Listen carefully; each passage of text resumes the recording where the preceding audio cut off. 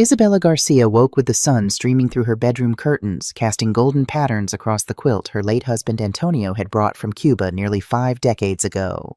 Today was her 67th birthday, and despite living alone for the past 20 years since Antonio's passing, she still felt excitement at marking another year of life.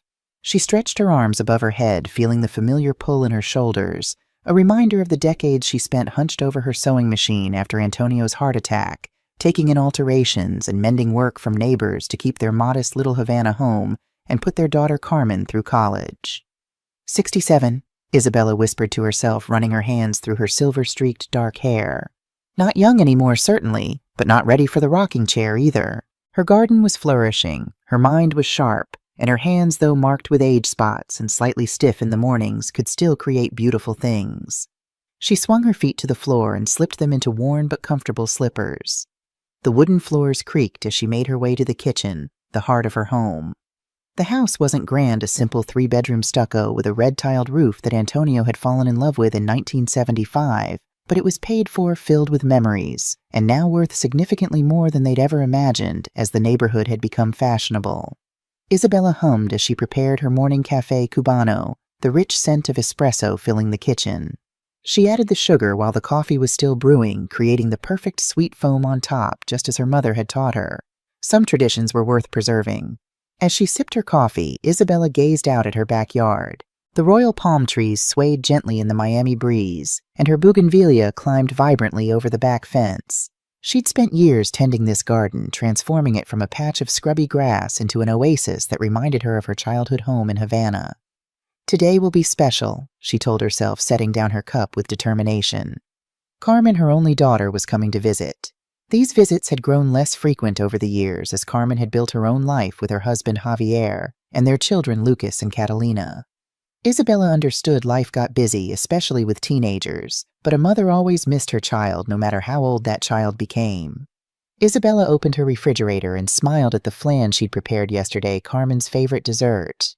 Next to it sat the ingredients for her famous picadillo, the Cuban comfort food that had been part of every family celebration since Carmen was small. The prep work would keep her hands busy while she waited for her daughter's arrival. As she diced onions and bell peppers, Isabella's mind drifted to the phone call she'd received 3 weeks ago. The lawyer's voice had been formal, but kind as he explained that her younger sister Dolores had passed away in her sleep after a brief illness. Dolores named you as her sole heir, Mrs. Garcia, Miguel Hernandez had explained. She left quite a substantial estate. We need to meet to discuss the details. Isabella and Dolores had always been close, despite the 5 years between them and the very different paths their lives had taken. While Isabella had chosen marriage and motherhood at 22, Dolores had pursued a career in real estate, remaining single and focusing on building her business. They spoke weekly by phone, but Dolores had always been private about her finances. Isabella had known her sister was comfortable, but had no idea of the true extent of her success.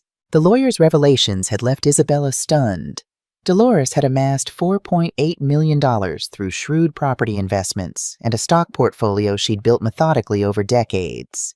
And now, through a twist of fate, Isabella couldn't quite comprehend it would all be hers in just a few days. She hadn't told Carmen yet. The timing hadn't seemed right over the phone, and Isabella wanted to share such significant news in person. Perhaps today on her birthday would be the perfect moment. She could almost picture Carmen's shocked expression, followed by relief that her mother's future was secure. They could discuss how to use some of the money to help with Lucas's college fund. The boy was so talented at drawing buildings, a natural architect in the making. By noon, Isabella had transformed her dining room table with her best tablecloth, the embroidered one that had been her mother's. Fresh flowers from his garden brightened the center, and the house was filled with the aromas of simmering sofrito and brewing coffee. She'd even put on her favorite dress, a blue linen with delicate white embroidery around the collar that Antonio had always loved. As the wall clock ticked past 2 o'clock, Isabella's anticipation began to mingle with concern. Carmen hadn't called to say she'd be late, which was unusual. Just as she was reaching for the phone, the doorbell rang. Isabella's heart lifted. She smoothed her dress, patted her hair, and hurried to the door, a smile already forming on her lips. When she pulled it open, she expected a hug, perhaps a bouquet of flowers, or at least a warm Feliz cumpleaños mamá. Instead, she found Carmen and Javier standing stiffly on her porch. Carmen's usual warm brown eyes were cool and distant, her mouth set in a tight line. Javier stood half a step behind his wife, a black folder clutched in his hands, his gaze fixed somewhere over Isabella's shoulder. "Carmen, is everything all right?" Isabella asked, her smile faltering. "Mom, we need to talk," Carmen said, her voice flat and businesslike. "You're not going to live in this house anymore." Isabella felt as if all the air had been sucked from her lungs. She stepped back instinctively, one hand moving to her throat. "What did you say, dear?" She managed her voice barely above a whisper. Carmen stepped past her into the house, not waiting for an invitation. Javier followed, still avoiding eye contact. Isabella closed the door slowly, a sense of dread settling over her like a physical weight. "You're getting old, Mom. You're becoming forgetful." Carmen continued, setting her purse on the entryway table with a decisive thud. "Last week you left the stove on all night. The month before you fell in the shower. You can't keep living alone." Isabella's mind raced. The incidents Carmen described had never happened.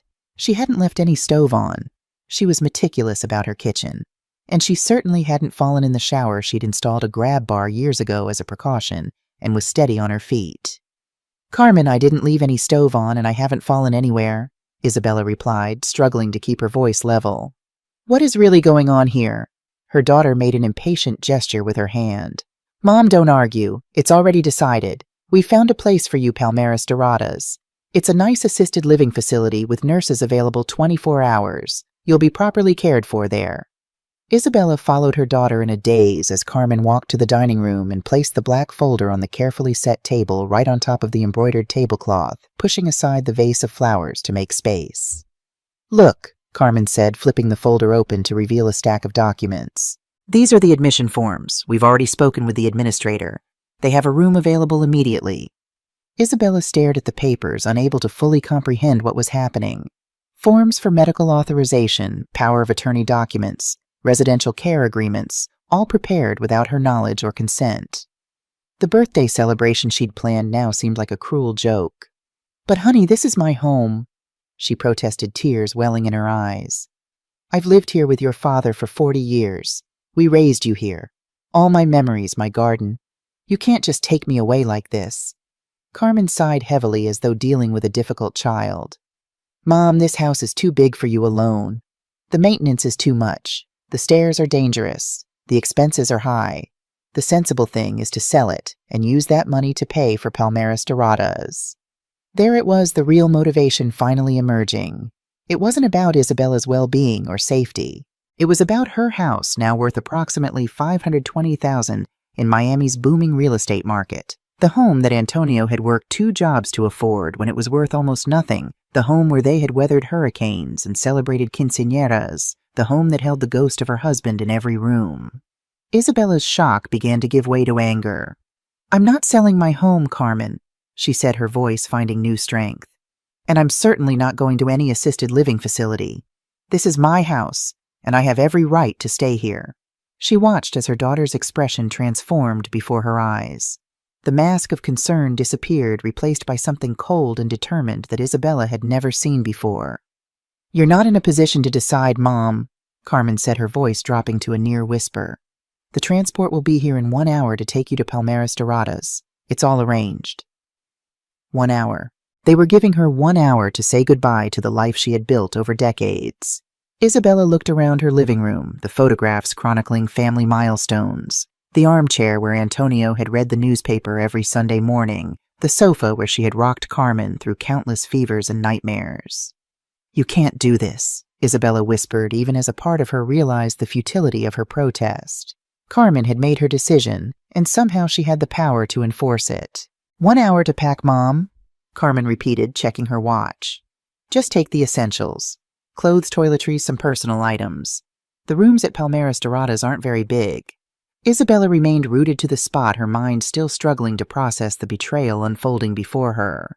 Javier had retreated to the living room, his discomfort palpable as he pretended to study the family photographs on the wall. "Carmen," Isabella tried again, her voice steadier now. "There must be some mistake. I am perfectly capable of living independently. I pay my bills on time. I take care of my home. I prepare my own meals. There is absolutely no reason for me to leave." Her daughter's eyes flashed with impatience. "We've already discussed this as a family, Mom. The decision is made." As a family, Isabella echoed incredulously. I am the family, and no one discussed anything with me. She stepped forward and flipped through the folder, her hands trembling with a mixture of fear and indignation. As she scanned the documents, a particular form caught her eye, a property transfer authorization that would grant Carmen power to sell the house. The form was already filled out, dated 3 weeks ago, lacking only Isabella's signature. Twist 1, you've been planning this for weeks, Isabella said, holding up the form. This isn't about my safety at all, is it? This is about my house. A flicker of something guilt perhaps crossed Carmen's face before her expression hardened again. The house is an asset, Mom. An asset that should be used to secure your future care. You're being selfish and short-sighted. Isabella nearly laughed at the absurdity of the accusation. Selfish, I worked 2 jobs after your father died to keep this roof over our heads. I sewed until my fingers bled so you could go to college. I sold my mother's jewelry to help pay for your wedding. And now I'm selfish for wanting to stay in my own home. Carmen crossed her arms. That was then. This is now. You're getting older and we need to be practical. We or you, Isabella challenged, her voice rising. Tell me, Carmen, how much debt are you and Javier carrying these days? How many credit cards have you maxed out? Is that why you're so eager to sell my home? Javier shifted uncomfortably in the living room, confirming Isabella's suspicions. She'd overheard fragments of phone conversations during previous visits, hushed discussions about credit limits and payment plans. She hadn't pried assuming they would come to her if they needed help, but now the pieces were falling into place. Carmen's cheeks flushed with anger. Our finances are none of your business. And yet my house is somehow your business, Isabella countered. For a moment, mother and daughter stared at each other, decades of love and shared history, suddenly overshadowed by this fundamental conflict. Isabella saw a stranger before her, not the little girl she had raised, but a calculating adult who viewed her as an obstacle to financial relief. The silence was broken by the shrill ring of Carmen's cell phone. She answered it with a curt, "Hello?" then nodded. "Yes, that's right. 1 hour. We'll be ready." She hung up and turned to Isabella. That was Palmeras Doradas confirming the transport. You should start packing now.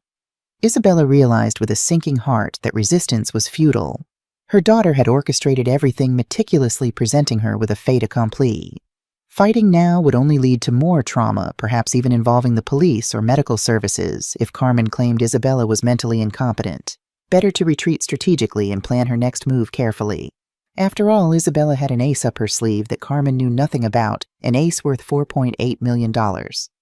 Fine, Isabella said quietly. I'll pack.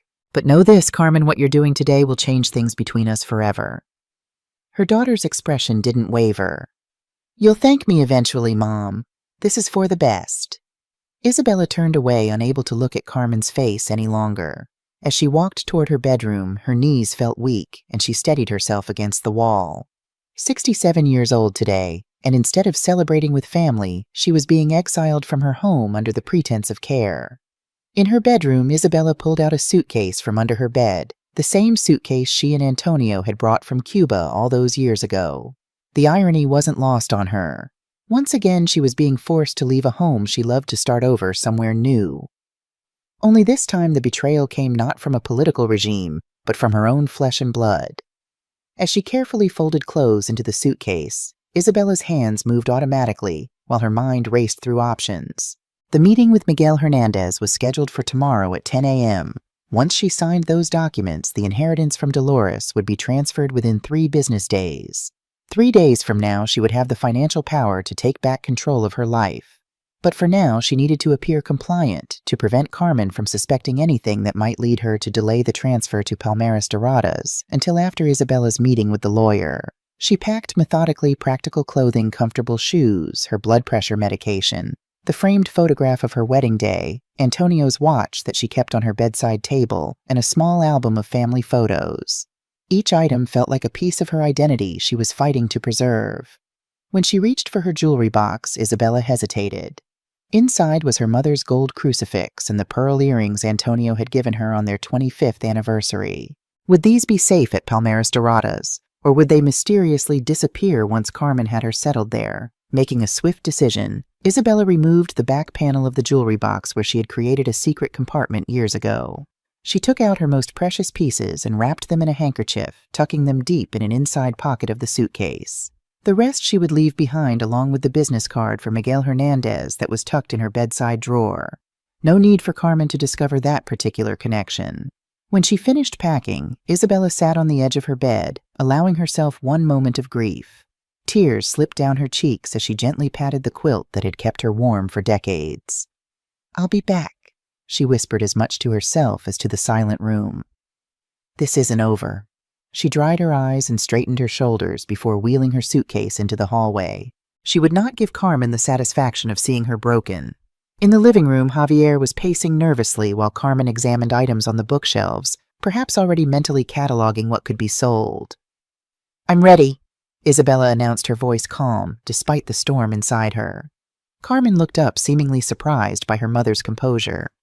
"Good. The transport will be here any minute."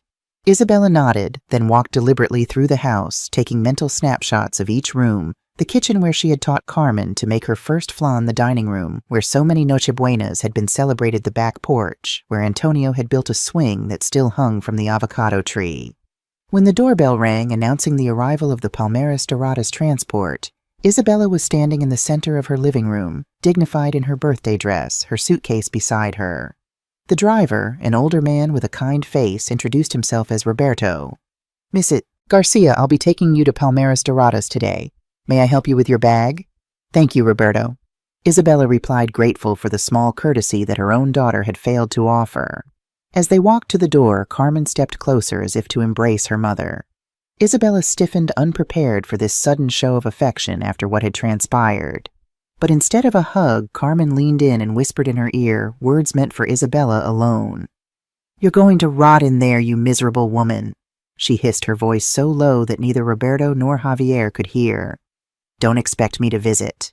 Isabella felt each word like a physical blow, but she didn't flinch. Instead, she met her daughter's gaze directly. "Is that how you speak to the woman who gave you life, Carmen, on her birthday, no less? Your father would be ashamed." Something flickered in Carmen's eyes. Perhaps a moment of recognition of shame, but it was quickly extinguished. She stepped back without another word, her face once again an impassive mask. The drive to Palmeras Doradas took 30 minutes, during which Isabella sat silently in the back seat of the van, watching her neighborhood recede through the window. She passed familiar landmarks, the panaderia where she bought fresh bread each morning, the park where she often sat reading on Sundays, the church where she had worshipped for decades. Roberto attempted small talk, commenting on the beautiful weather and asking if she'd lived in Miami long. Isabella appreciated his efforts, but couldn't bring herself to engage. The words were stuck in her throat, trapped behind a wall of grief and betrayal.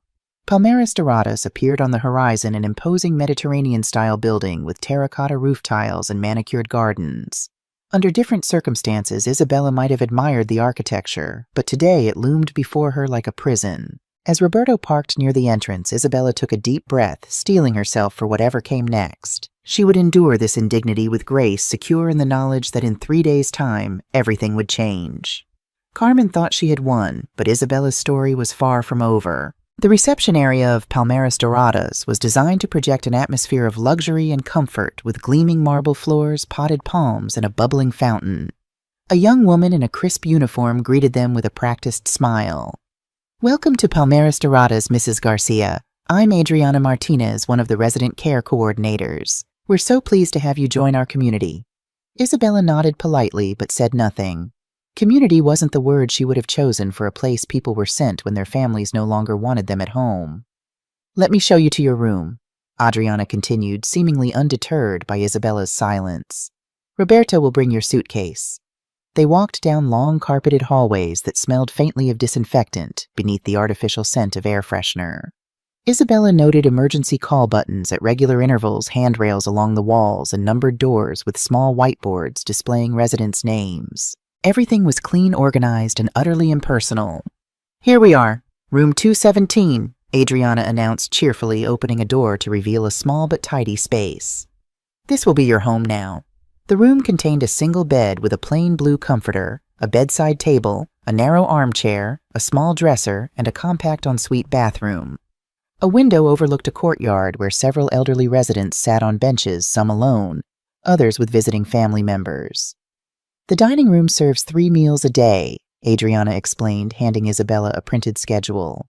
Breakfast from 7 to 9, lunch from 12 to 2, and dinner from 5 to 7. There are activities in the community room, bingo on Tuesdays, movie nights on Thursdays, and church services on Sundays for those who wish to attend. Isabella took the schedule mechanically, her eyes fixed on the bare walls of the room. This sterile space was supposed to replace the home she had loved for 40 years. The very idea seemed ludicrous. "Your daughter has already completed all the necessary paperwork," Adriana continued. "Dr. Mendez, our staff physician, will meet with you tomorrow for an initial assessment. If you need anything at all, just press the call button by your bed."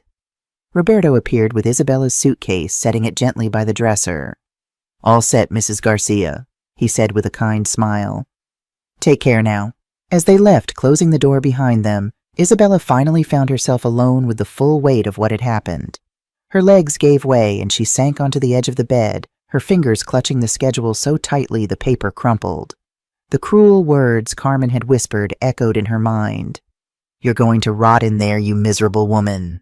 Her own daughter, the child she had carried in her womb for 9 months, nursed at her breast, comforted through countless nights of childhood fears, wishing her dead in the cruelest way possible. Isabella's body shook with silent sobs as tears streamed down her face. How had it come to this? Where had she gone wrong as a mother to raise a child capable of such callousness? Had she spoiled Carmen, made life too easy for her? Or was there something fundamentally broken in her daughter that no amount of love could have fixed? Through her tears, Isabella caught sight of her reflection in the small mirror above the dresser. Her face was blotchy, her eyes red-rimmed, her silver-streaked hair disheveled. For a moment, she barely recognized herself. This weeping woman seemed a stranger, far from the strong, independent person she had always been. "Enough," Isabella whispered, wiping her eyes with determination.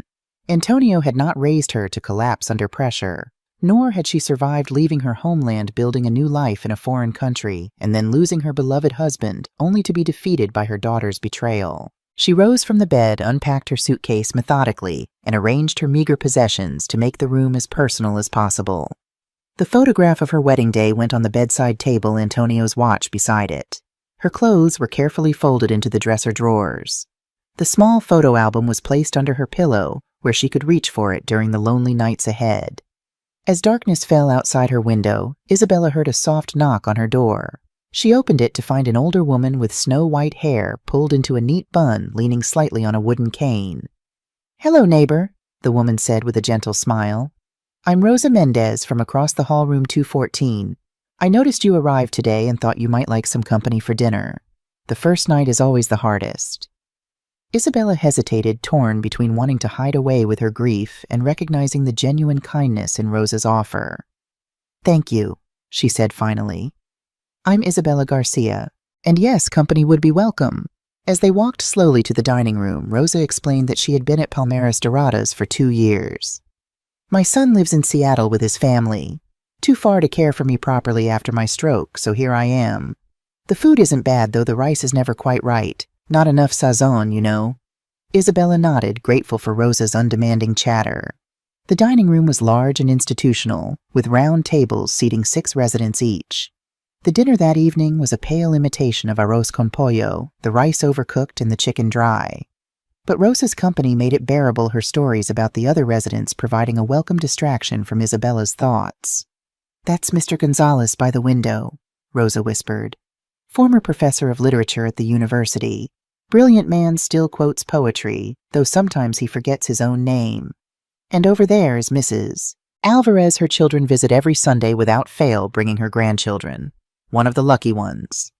Isabella listened, observing the residents around her. Some ate in silence, their expressions vacant. Others engaged in quiet conversations. A few were being helped by staff members unable to manage utensils independently. Was this really to be her fate? To sit among strangers night after night, gradually fading away until even her memories deserted her? No.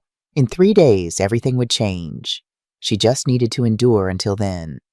After dinner, Isabella excused herself, claiming fatigue from the day's events. Back in her room, she sat on the edge of her bed, calculating her next steps carefully. First, she needed to confirm her appointment with Miguel Hernandez without alerting Carmen.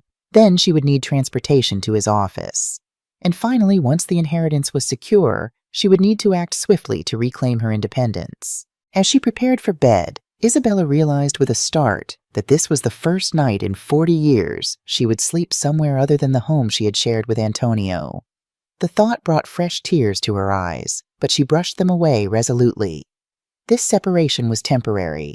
She would return home if not to the same house, then to one of her choosing on her own terms. That night, as Isabella lay in the unfamiliar bed listening to the occasional sounds from the hallway, a call button being pressed, a nurse's quiet footsteps, the distant murmur of a television, she found herself thinking of Dolores, her pragmatic, independent sister who had lived life entirely on her own terms, answering to no one. "You always were the smart one, Dolores," Isabella whispered into the darkness. "And now you've given me the means to be strong when I need it most."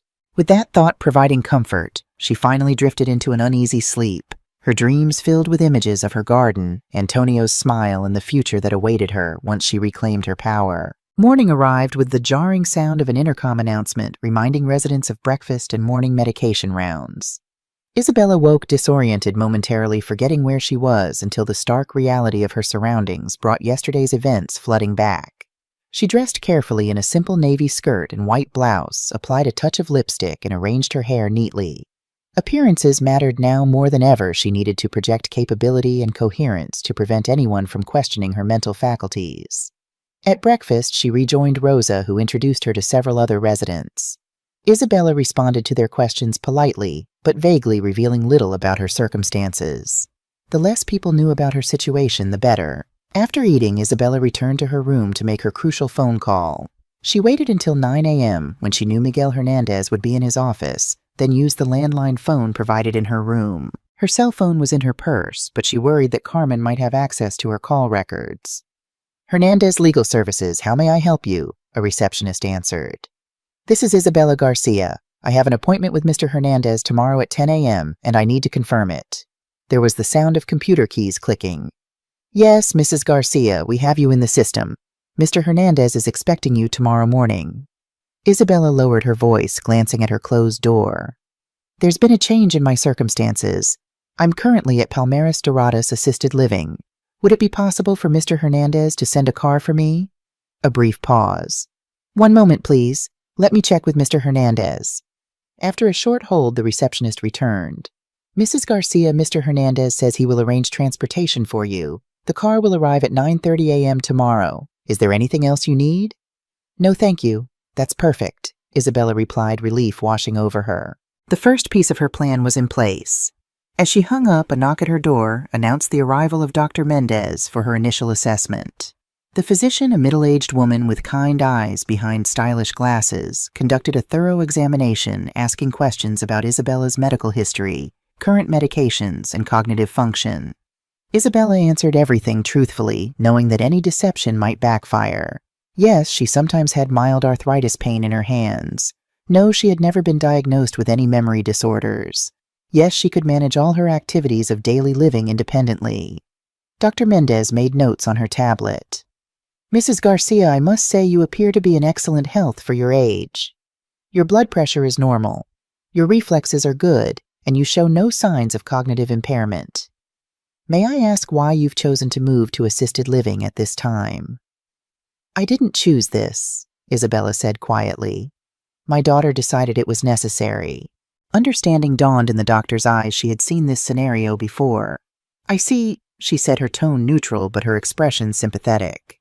"Well, for the record, I'm not seeing any medical reason why you couldn't live independently with perhaps some minimal home support for heavier tasks." Isabella nodded gratefully. Having a medical professional's assessment might prove useful later. "Thank you, doctor. I appreciate your honesty." After Dr. Mendez left, Isabella decided to explore the facility. She needed to understand the layout, the routines, and most importantly, the security measures that might affect her ability to leave for her appointment tomorrow. Palmeras Doradas, she discovered, was not a locked facility. Residents deemed cognitively intact were free to come and go during daytime hours, signing out at the front desk as a courtesy.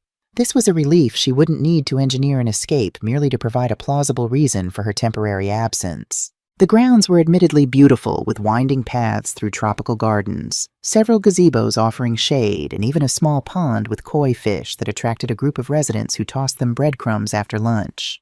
Under different circumstances, Isabella might have appreciated the peaceful setting.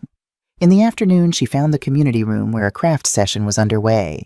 Elderly hands worked with colorful yarn, creating blankets and scarves that a staff member explained were donated to local children's hospitals.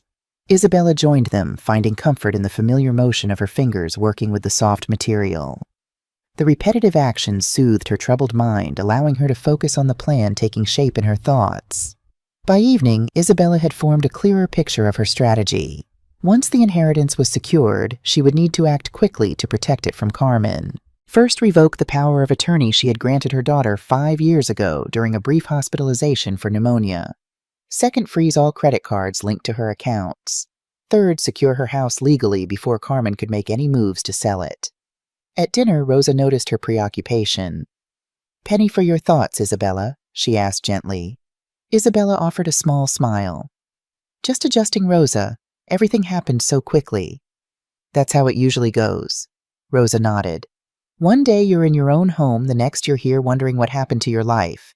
But you seem different from most new arrivals, less resigned. That's good. Hold on to that fire." After dinner, as residents gathered in the common area for a movie night, Isabella excused herself and returned to her room. She needed solitude to prepare mentally for tomorrow's pivotal meeting. Sitting by the window, watching twilight descend over Miami, Isabella reflected on the strange turn her life had taken. Yesterday morning, she had awakened in her own bed, excited about celebrating her birthday with her daughter. Tonight, she sat in an institution planning how to protect herself from that same daughter's greed. The profound betrayal still stung a wound that would likely never fully heal, but mingled with the pain was a growing sense of determination. Carmen had underestimated her, assuming that age had rendered her powerless and malleable. Tomorrow would be the first step in proving just how wrong that assumption had been. As night fell, Isabella's thoughts turned to her grandchildren Lucas and Catalina. Did they know what their mother had done? Had Carmen fabricated some story to explain their grandmother's sudden absence? The thought of being separated from them added another layer of heartache to her situation. Lucas at 15 was at that crucial age when a boy begins becoming a man. Isabella had always been his confidant, the person he came to with questions he was too embarrassed to ask his parents. And 12-year-old Catalina, with her passion for books and her sensitive soul, how would she interpret her grandmother's disappearance? Isabella made a silent promise to herself that whatever happened with Carmen, she would find a way to maintain her relationship with her grandchildren. They were innocent in this ugly adult drama, and they deserved to have their grandmother in their lives. A text message alert from her phone interrupted her thoughts.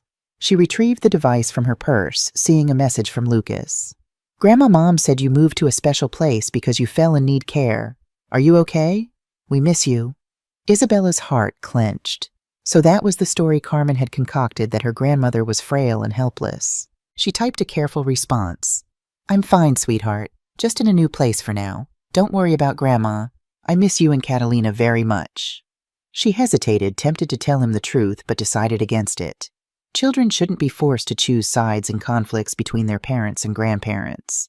There would be time for truth later, once she had secured her position. Before going to sleep, Isabella checked her small travel alarm clock, setting it for 7 a.m., to give herself plenty of time to prepare for her meeting.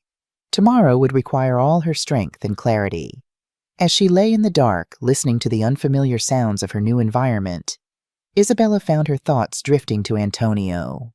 What would he think of their daughter's actions? The kind, principled man she had married would be devastated to see what Carmen had become. But he would also remind Isabella that strength didn't mean hardening your heart completely. "I'll try to remember that, Antonio," she whispered. "But first I need to protect myself. Tomorrow everything changes." The morning dawned clear and bright, Miami's trademark sunshine streaming through Isabella's window. She woke before her alarm, her body tense with anticipation. Today was the day everything would change, the day she would begin reclaiming her life. She dressed with particular care in a cream-colored linen suit she'd packed specifically for this meeting, professional, dignified, conveying both respect for the occasion and her own self-respect. Around her neck, she fastened the simple gold cross that Antonio had given her on their first anniversary. It wasn't valuable in monetary terms, but its significance was immeasurable, a talisman of strength for what lay ahead. At breakfast, Isabella maintained a calm facade, though inside she was calculating every detail of her plan. She told Rosa she had a medical appointment, a small deception that didn't trouble her conscience under the circumstances. "I've arranged private transportation," she explained. "I should be back by early afternoon." Rosa nodded, not questioning the explanation. "I hope everything goes well, dear. First week's always full of appointments. They like to get all your medical records in order." At 9:15, Isabella went to the front desk to sign out for her appointment. The young receptionist barely looked up from her computer as Isabella wrote her destination as Dr. Rodriguez Cardiology in the logbook. At precisely 9:30, a sleek black sedan pulled up to the entrance. The driver, a professional-looking young man in a suit, opened the rear door for Isabella. "Good morning, Mrs. Garcia. Mr. Hernandez sent me to bring you to his office." "Thank you," Isabella replied, settling into the comfortable leather seat with a sense of relief. The first hurdle had been cleared without incident. During the 40-minute drive to downtown Miami, Isabella watched the city pass by her window, its vibrant colors and bustling energy a stark contrast to the subdued atmosphere of Palmeras Doradas. The driver, respectful of her silence, didn't attempt conversation beyond initially confirming their destination. Hernandez Legal Services occupied the 12th floor of a modern glass building in the heart of Miami's financial district. As Isabella was escorted into the reception area, she noted the tasteful decor, the discreet displays of professional credentials, and the efficient manner of the staff, all indicating a successful practice that catered to wealthy clients. "Mrs. Garcia welcomes he," a polished receptionist greeted her. "Mr. Hernandez is expecting you. May I offer you coffee or water while you wait?" "Water would be lovely, thank you," Isabella replied, her mouth suddenly dry with nervous anticipation. She had barely taken a few sips when a door opened, and Miguel Hernandez emerged, a distinguished man in his 50s with salt and pepper hair and an impeccable charcoal suit. His handshake was firm, his smile genuine as he invited her into his office. The room was impressive, yet comfortable, with floor-to-ceiling windows offering a panoramic view of Miami's skyline. Family photographs on his credenza and Latin American art on the walls added personal touches to the otherwise formal space. "Mrs. Garcia, it's good to finally meet you in person," Hernandez said as they sat at a small conference table where several folders and documents were already arranged. "Dolores spoke of you often and with great affection." Isabella smiled sadly. "I miss her every day. We spoke weekly, but I had no idea about her financial success. She was always so modest about her achievements." Hernandez nodded. Dolores was a very private person, especially regarding her wealth. But she was also methodical and forward-thinking. "Everything has been arranged with typical precision." He opened the first folder, revealing a stack of legal documents. "Before we begin, I must address the change in your living situation. When we spoke yesterday, you mentioned you're now at Palmeras Doradas. Was this a voluntary move?" Isabella took a deep breath. "No, it was not. My daughter Carmen arranged it without my consent or knowledge. She arrived at my home yesterday on my birthday and informed me I would be moving to assisted living immediately. She has plans to sell my house using power of attorney I granted her several years ago." Hernandez's expression darkened. "I see. And there are no legitimate health concerns that would necessitate assisted living?" "None whatsoever," Isabella confirmed. "The facility's doctor examined me yesterday and found no issues that would prevent independent living. This was a financial decision on my daughter's part, not a health-related one." Hernandez made notes on a legal pad. "That's very concerning, Mrs. Garcia. It sounds like potential elder abuse, specifically financial exploitation. Rest assured we can take immediate steps to protect you once the inheritance transfer is complete." He turned to the documents before them. "Now let's review what Dolores has left you. The total value of her estate is $4.8 million, divided as follows: $1.7 million in real estate holdings, 2 commercial properties in Miami, and a vacation condominium in Key Biscayne, $2.3 million in a diversified stock portfolio that has performed exceptionally well over the past decade, and $800,000 in savings accounts and treasury bonds." Isabella listened in continued amazement, despite having been given the overview during their phone conversation.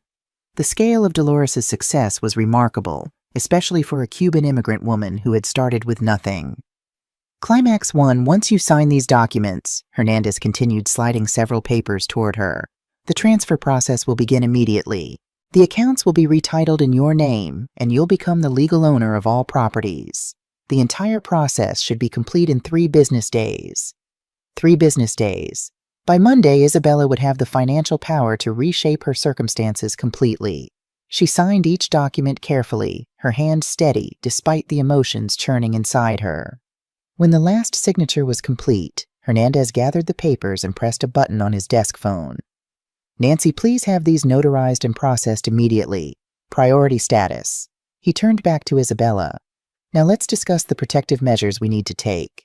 First, I recommend revoking the power of attorney granted to your daughter." "Absolutely," Isabella agreed without hesitation. "How quickly can that be done?" "We can prepare the revocation today. Once signed and notarized, it takes effect immediately. We'll send formal notification to all relevant financial institutions." "What about my house?" Isabella asked. "Can Carmen sell it before I revoke her power of attorney?" Technically, with a valid power of attorney, she could initiate the process. But even with the fastest closing, it would take weeks to complete. "We'll send a legal notice to your property today officially recording that the power of attorney has been revoked and any sale proceedings must cease." For the next hour, Isabella and Hernandez methodically developed a comprehensive plan to secure her independence. They would freeze all credit cards linked to her accounts, except her personal card. They would contact a trusted real estate agent to assess her home's value, both for potential sale on her terms and to document its condition in case Carmen had begun removing possessions. "I also want to draft a new will," Isabella said firmly. "My current will leaves everything to Carmen as my sole heir. After what she's done, I need to reconsider." Hernandez nodded understandingly. "A new will is certainly advisable. Have you thought about who you might want to include instead?" Isabella had been pondering this question throughout the sleepless night. "I want to create a foundation, the Dolores Garcia Foundation, to help elderly people who have been abandoned or exploited by their families. Half of the estate should go there. For the remainder, I need to consider my grandchildren, Lucas and Catalina. They're innocent in all this, and I don't want them to suffer for their mother's actions." "We could establish trusts for your grandchildren," Hernandez suggested. "The money would be specifically for their education and welfare managed by a trustee until they reach a suitable age, perhaps 25 or 30. That way Carmen wouldn't have access to it." "That's perfect," Isabella agreed, feeling a weight lifting from her shoulders. She hadn't wanted to disinherit her grandchildren, but neither could she trust Carmen with their financial future. By the time their meeting concluded, a comprehensive strategy was in place. Hernandez would have a car waiting for Isabella at Palmeras Doradas on Monday to bring her to sign the final transfer documents. In the meantime, his team would prepare all the legal notifications and new documents for her review. "What about today?" Isabella asked as they prepared to part. "Should I return to Palmeras Doradas?" Hernandez considered the question carefully. "For now, yes. Until the funds are formally in your name and we've established your new residence, it's best not to create additional legal complications. 3 days is a short time, and it's safer for you to appear compliant for now." Though disappointed, Isabella recognized the wisdom in his advice. A few more days in that sterile environment was a small price to pay for the security that awaited her. As she rose to leave, Hernandez offered a final reassurance. "Mrs. Garcia, I want you to know that what your daughter did is not just morally wrong, but potentially illegal. Elder law is one of my specialties, and I've seen many cases like yours. The difference is that most victims don't have the resources to fight back. You do, thanks to your sister. Use that advantage wisely." "I intend to," Isabella replied, extending her hand. "Thank you for your help, Mr. Hernandez. Dolores chose well in trusting you." The return journey to Palmeras Doradas felt entirely different from the morning's drive. Isabella sat taller, energized by the concrete steps now in motion. Carmen had assumed her mother was powerless, a convenient obstacle to be removed. How wrong she had been. For the first time since being forced from her home, Isabella allowed herself to smile. Let Carmen believe she had won for now. In 3 days, everything would change, and Isabella would teach her daughter the most important lesson of her life, that dignity was not determined by age and consequences always followed betrayal. As the car approached Palmeras Doradas, Isabella mentally prepared to resume her role as the compliant new resident. It would be a performance, nothing more, a brief charade before she revealed her true strength. The real Isabella Garcia was not defeated or diminished. She was calculating, patient, and about to reclaim everything that mattered on her own terms. The weekend at Palmeras Doradas dragged interminably for Isabella.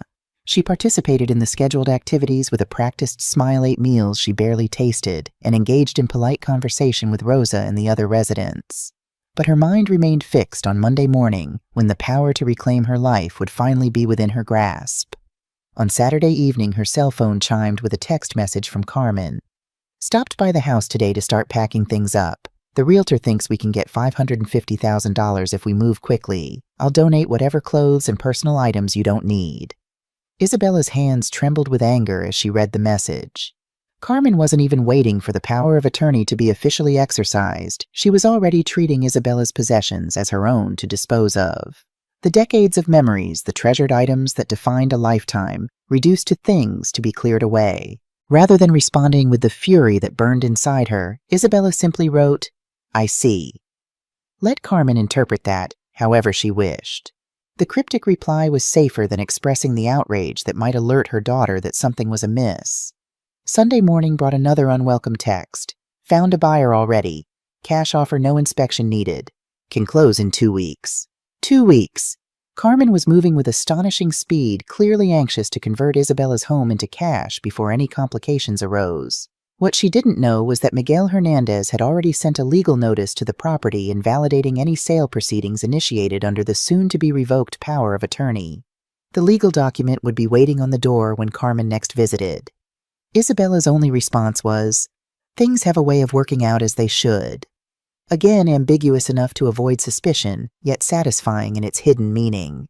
Sunday night, Isabella hardly slept. She lay awake in the unfamiliar bed, mentally rehearsing every detail of the coming day. By 6 a.m. Monday, she was already dressed in her most professional outfit, a tailored navy pantsuit with a crisp white blouse, her hair neatly arranged, a touch of coral lipstick adding color to her face. At breakfast, Rosa noticed the change. "You look different today, Isabella. More like yourself somehow."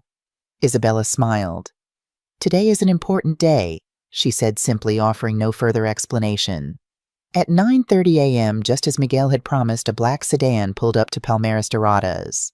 Isabella signed out at the reception desk with the same medical appointment excuse she had used previously, then walked to the car with her head held high. The driver opened the door with a respectful nod. "Good morning, Mrs. Garcia. Mr. Hernandez is expecting you." During the drive to the law office, Isabella's phone buzzed repeatedly with incoming calls from Carmen. She silenced the device without answering. Whatever crisis her daughter was experiencing, likely the discovery of the legal notice, could wait until Isabella had secured her position. Miguel Hernandez greeted her with a warm smile when she arrived at his office. "Mrs. Garcia, excellent news. The transfer of assets has been processed ahead of schedule. All of Dolores's accounts have been retitled in your name, and the property deeds are being registered with the county recorder's office as we speak." Isabella felt a surge of emotion, relief, vindication, and gratitude to her sister for this final life-changing gift. "Everything is ready, then?" "Yes," Miguel confirmed, guiding her to the conference table where several documents awaited her signature. "These papers will formalize the transfers and establish your complete control over the assets. We've also prepared the revocation of power of attorney as discussed." Isabella signed each document with a steady hand, feeling stronger with each signature. When she reached the power of attorney revocation, she paused, studying the legal language that would sever Carmen's authority over her affairs. This wasn't merely a financial transaction, it was a reclamation of her autonomy, her dignity. "This takes effect immediately?" she asked, pen poised above the signature line. "The moment it's notarized," Miguel confirmed. "We'll send copies to all relevant financial institutions today. By tomorrow morning, Carmen will have no legal access to any of your accounts or documents." Isabella signed with a flourish, a weight lifting from her shoulders. "What next?" "We've prepared letters to all credit card companies linked to your accounts instructing them to cancel any cards except your primary one," Miguel explained, sliding another document toward her. "Once signed, these will be faxed immediately. Again by tomorrow, any additional cards will be deactivated." As Isabella worked through the stack of documents, Miguel's phone rang. He glanced at the screen, then at Isabella with raised eyebrows. "It's the real estate agent we contacted about your house. Are you ready to speak with him?" Isabella nodded, setting down her pen. "Absolutely." Miguel put the call on speaker. "Mr. Alvarez, thank you for getting back to us so quickly. I have Mrs. Garcia with me now." "Mrs. Garcia, pleasure to speak with you," the agent said briskly. "I've assessed your property this morning as requested. Given the location in Little Havana and the current market, I believe we could list at $575,000 and expect offers quickly. The neighborhood has become quite desirable. Thank you, Mr. Alvarez, Isabella replied. How soon could we list the property? I could have professional photographs taken tomorrow and have the listing live by Wednesday. With proper staging and marketing, I'd expect serious offers within a week. Excellent. Please proceed as quickly as possible, Isabella instructed, catching Miguel's approving nod. As they concluded the call, Miguel turned to Isabella with a satisfied expression. We're moving with impressive speed, Mrs. Garcia. Now about your living arrangements, have you given thought to where you'd like to move once we've secured your exit from Palmeras Doradas? Isabella had indeed considered this question carefully. I'd like a smaller home in a secure community, something manageable but with character perhaps in Coral Gables, and I'll need household help at least initially. I know several excellent communities that might suit your needs, Miguel offered. I can arrange viewings as early as Wednesday if you'd like. Perfect, Isabella agreed, feeling a rush of excitement at the prospect of establishing her new home, one chosen by her for her. As she prepared to leave Miguel's office, her signed documents safely filed and her financial independence secured, Isabella checked her phone. 7 missed calls from Carmen, plus a text message that simply read, "Call me immediately." Twist 2. Isabella smiled slightly as she composed her response. I'll call when I'm ready to talk. In the meantime, you should know that I've revoked your power of attorney effective immediately. Your access to my accounts has been terminated. And those house keys you're using. They won't work tomorrow. I've arranged for the locks to be changed. This is my house, Carmen, and no one will sell it without my consent. She pressed send, then turned to Miguel. I believe the storm is about to break. Are you prepared for the confrontation? He asked, concern evident in his expression. Isabella squared her shoulders, channeling a lifetime of resilience. More than prepared. For the first time in this ordeal, I'm actually looking forward to it. As the car returned her to Palmeras Doradas, Isabella's phone erupted with Carmen's incoming call. This time she answered, her voice calm and controlled. Hello, Carmen. Mom, what the hell is going on? Carmen's voice was high-pitched, frantic. I just tried to use my credit card at Nordstrom and it was declined. I called the bank and they said the account is frozen. What have you done? Isabella maintained her composure, even as satisfaction spread through her. I've made some adjustments to my finances, Carmen. As you pointed out, people in assisted living facilities don't need to maintain credit cards and bank accounts, correct? You made that decision for me, so I've simply adapted accordingly. A stunned silence followed, then Carmen's voice returned, now laced with fury. You can't do this to me. I have bills to pay, expenses. Your bills are not my responsibility, Carmen, Isabella interrupted firmly. You're a grown woman of 42. If you've been living beyond your means, counting on my assets to bail you out, that's a problem of your own making. This is ridiculous. We need that house sold, Mom. The buyer is offering cash, no complications. The house is not for sale, Isabella stated flatly. At least not by you. I've engaged my own real estate agent and attorney to handle my affairs going forward. Another silence. Then Carmen's voice dropped to a dangerous whisper. Attorney, what attorney? How did you even contact one from the facility? There's much you don't know, Carmen, and I'm no longer obligated to explain myself to someone who abandoned me on my birthday with instructions to rot in a nursing home. The sharp intake of breath told Isabella her direct reference to Carmen's cruel words had hit its mark. You're making a huge mistake, Mom, Carmen said finally, her voice shifting to a manipulative whine. We're family. We were just trying to take care of you, to make sure you were safe. No, Carmen, you were trying to take care of yourselves. My safety and happiness were never considerations. But we'll discuss this further in person. Feel free to visit me at Palmeras Doradas tomorrow afternoon. 2 o'clock would be convenient. Without waiting for a response, Isabella ended the call, her heart pounding, but her resolve unwavering. For decades, she had prioritized peace in the family, acquiescing to Carmen's demands and overlooking her selfishness. No more. The balance of power had shifted, and it was time Carmen understood exactly what that meant. Back at Palmeras Doradas, Isabella maintained her facade of calm compliance, giving no indication to the staff that her circumstances were about to change dramatically. She'd learned from Carmen's tactics sometimes the element of surprise was the most powerful advantage. That evening, as residents gathered in the common room for bingo, Isabella sat quietly by the window, mentally preparing for tomorrow's confrontation. She wasn't naive enough to believe Carmen would accept the new reality without a fight.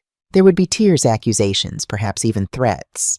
But for once, Isabella held all the cards, and she intended to play them strategically.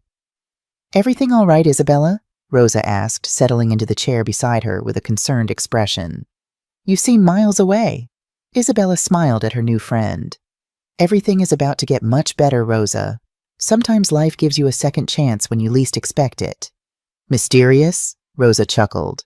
But you have a spark in your eye that wasn't there when you arrived. Whatever's happening, I hope it brings you peace. Peace and justice, Isabella replied softly. Sometimes they're the same thing. Tuesday dawned bright and clear, Miami's relentless sunshine a fitting backdrop for the showdown Isabella anticipated.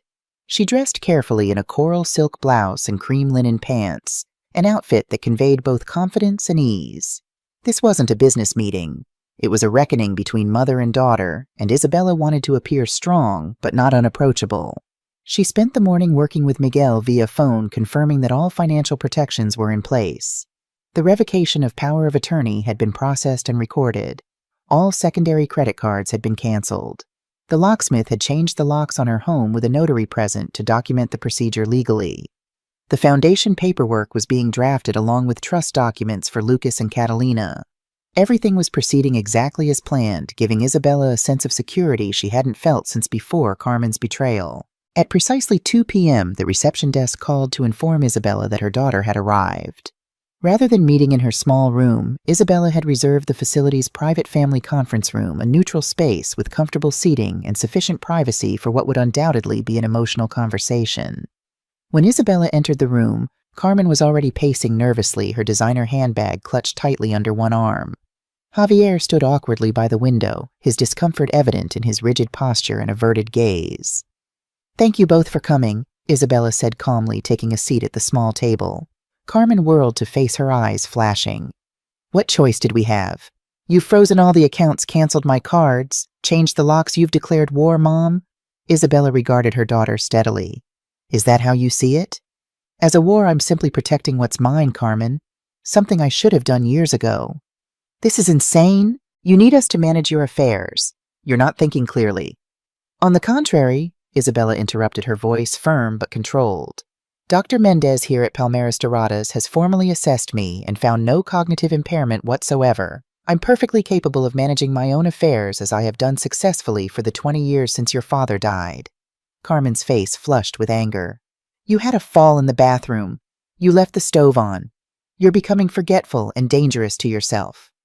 "None of those incidents ever happened, Carmen," Isabella replied evenly. "They were fabrications to justify moving me here so you could sell my house. Please don't compound your betrayal with continued lies." Javier shifted uncomfortably, unable to meet Isabella's direct gaze. His guilty conscience was written clearly across his face. "Fine," Carmen snapped, switching tactics. "The truth is we need money. Javier lost his position at the firm 6 months ago. We have credit card debt, the children's private school tuition, mortgage payments on a house we can barely afford.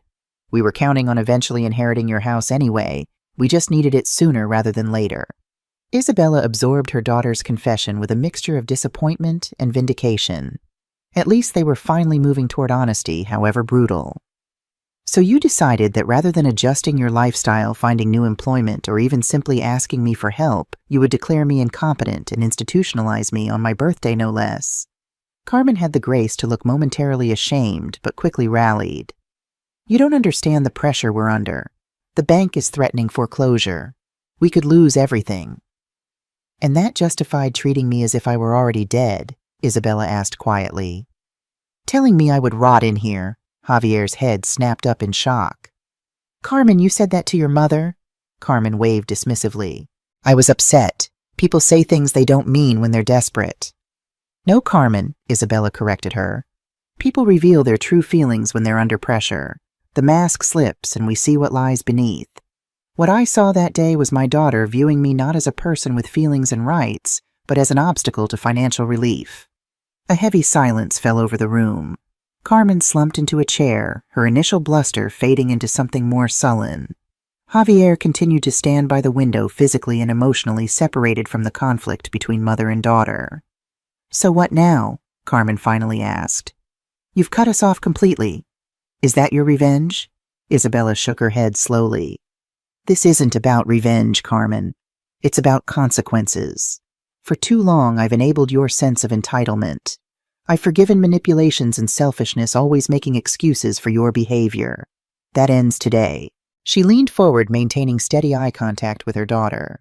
"You and Javier are adults with skills and education. If you've accumulated debts beyond your means, you need to find solutions like other adults do: work more hours, reduce expenses, sell possessions, perhaps seek credit counseling.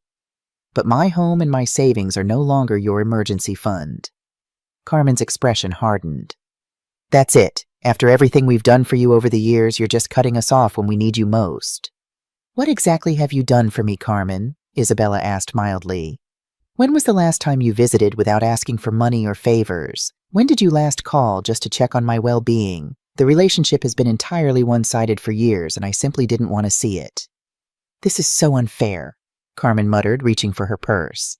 "We made one mistake, twist 3. There's something else you should know," Isabella interrupted, deciding the moment had come for her final revelation.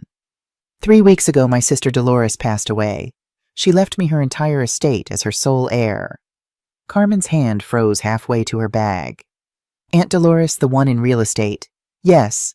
The inheritance has now been transferred to my name. The total value is $4.8 million. The color drained from Carmen's face. Javier actually staggered slightly, gripping the windowsill for support. $4.8 million. Carmen repeated, her voice barely audible. "You have $4.8 million. In real estate holdings, stocks, and cash accounts, yes," Isabella confirmed. "Which makes your attempt to seize my house all the more unnecessary and cruel." Carmen's expression underwent a rapid transformation shock, giving way to calculation, then morphing into something resembling contrition. "Mom, I had no idea. If you had told me about this inheritance, things would have been different." "Would they?" Isabella asked, raising an eyebrow. "Would you not have abandoned me in a nursing home on my birthday? Would you not have told me to rot in here? Tell me honestly, Carmen, if you had known about the money, would your treatment of me as a person have been different?" The silence that followed was damning. Carmen couldn't bring herself to answer because they both knew the truth. It wasn't Isabella as a mother she valued. It was Isabella as a source of financial support. "That's what I thought," Isabella said quietly, standing to signal the end of the conversation. "I've made some decisions about my future. First, I'll be leaving Palmeras Doradas by the end of this week. I'm purchasing a home in Coral Gables and hiring a live-in companion for company and light assistance." Carmen started to speak, but Isabella raised a hand to silence her. "Second, I've instructed my attorney to draft a new will. My previous will left everything to you as my sole heir. That will no longer be the case." Now Carmen did react, surging to her feet. "You can't disinherit your only daughter. That's not right." "I'm not necessarily disinheriting you completely," Isabella clarified. "But I am establishing the Dolores Garcia Foundation, which will receive half of my estate to help elderly people who have been abandoned or exploited by their families. The remainder will be divided among various beneficiaries, including trusts for Lucas and Catalina." "Trusts, not direct inheritance," Carmen demanded. "Precisely. The children will receive funds for education and eventual home purchases, but the money will be managed by a trustee until they reach suitable age and maturity. You and Javier will not have access to those funds."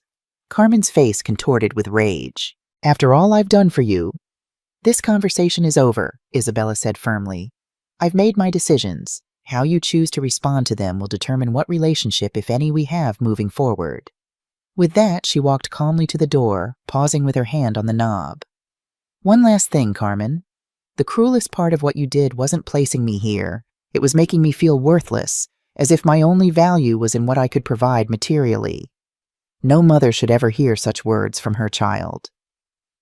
Isabella left the room without looking back, her steps light, despite the emotional weight of the confrontation.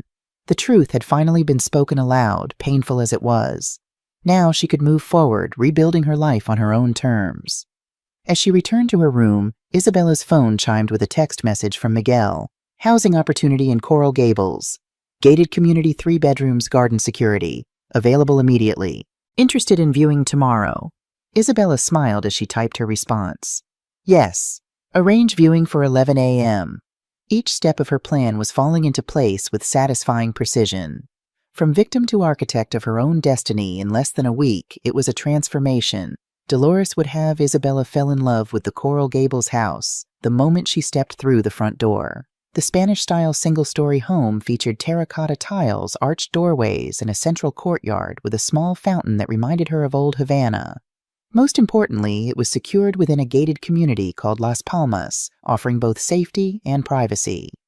"It's perfect," she told Miguel, who had accompanied her to the viewing. "Exactly what I envisioned."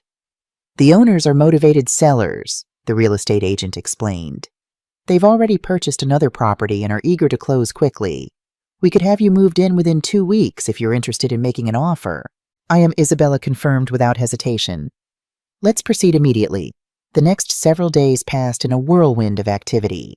Isabella made a cash offer on the Coral Gables house, which was promptly accepted. Miguel helped her engage a reputable home healthcare agency, which provided several candidates for the companion position she sought. After careful interviews, Isabella selected Martina Lopez, a warm, capable woman in her 50s, with nursing training and a genuine passion for elder care. "I don't need medical assistance," Isabella explained during their interview. "Just companionship, household management, and perhaps driving assistance occasionally." "I understand completely, Mrs. Garcia," Martina had replied. "My role is to support your independence, not to restrict it." With housing and support arranged, Isabella turned her attention to extracting herself from Palmeras Doradas. Dr. Mendez provided a formal assessment confirming Isabella's capacity for independent living, effectively countering any claims Carmen might make about her mother's competence. "You were never a suitable candidate for this facility to begin with," Dr. Mendez told her frankly during their final consultation. "I'm glad you found a better arrangement." By Friday morning, exactly 1 week after her financial empowerment began, Isabella stood in the reception area of Palmeras Doradas with her packed suitcase ready to leave. She had said her goodbyes to Rosa and the other residents she'd befriended, promising to stay in touch. "You're an inspiration, Isabella," Rosa had told her during their farewell. "Most of us just accept what our children decide for us. You fought back." "Everyone deserves dignity, Rosa," Isabella had replied, hugging her friend. "Never forget that." A sleek sedan waited outside, ready to take Isabella to the hotel suite Miguel had arranged for her until the closing on her new home. As she settled into the back seat, Isabella felt a profound sense of liberation. She had entered Palmeras Doradas as a victim. She was leaving as a victor. During the 2-week transition period before moving into her new home, Isabella focused on establishing the Dolores Garcia Foundation. Working closely with Miguel and his team of legal and financial advisors, she developed the foundation's mission statement, governance structure, and funding mechanisms. The foundation will offer legal advocacy for elders facing exploitation, emergency financial assistance for those improperly placed in facilities, and educational programs about elder rights, Isabella explained during a planning meeting. We'll also establish a hotline where seniors can report abuse or seek guidance. "It's an ambitious mission," Miguel observed. "But with your personal experience and the substantial funding, it could make a real difference in many lives." "That's my hope," Isabella replied. Dolores always believed in using privilege to create positive change. This feels like the right way to honor her legacy. Throughout this period, Isabella maintained minimal contact with Carmen. Her daughter had made several attempts to restart negotiations, each communication gradually shifting from indignation to grudging acceptance of the new reality. Isabella remained polite but firm in her responses, unwilling to be manipulated by Carmen's alternating tactics of guilt and contrition. She did, however, exchange regular text messages with her grandchildren. Lucas and Catalina had been told a sanitized version of events by their parents that Grandma had decided assisted living wasn't for her and was moving to a new home. Isabella didn't contradict this narrative in her messages to them, believing the children shouldn't be burdened with adult conflicts. "I'll be in my new house soon," she wrote to them.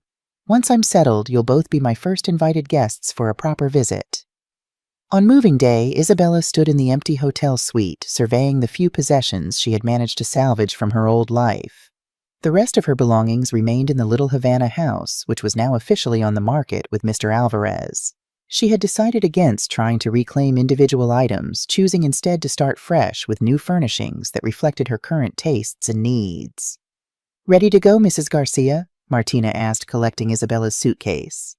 "More than ready," Isabella confirmed, following her new companion to the waiting car. The Las Palmas community welcomed them with tropical landscaping and meticulously maintained streets. As they approached Isabella's new home, she noted with satisfaction the security features, gated entrance patrol service, and each home equipped with modern alarm systems. Isabella's new house, though smaller than her previous home, offered ample space with its 3 bedrooms, open living areas, and charming courtyard garden. With Martina's help, she had selected furniture that blended Spanish colonial influences with contemporary comfort, carved wooden pieces, colorful textiles, and artwork that reminded her of her Cuban heritage.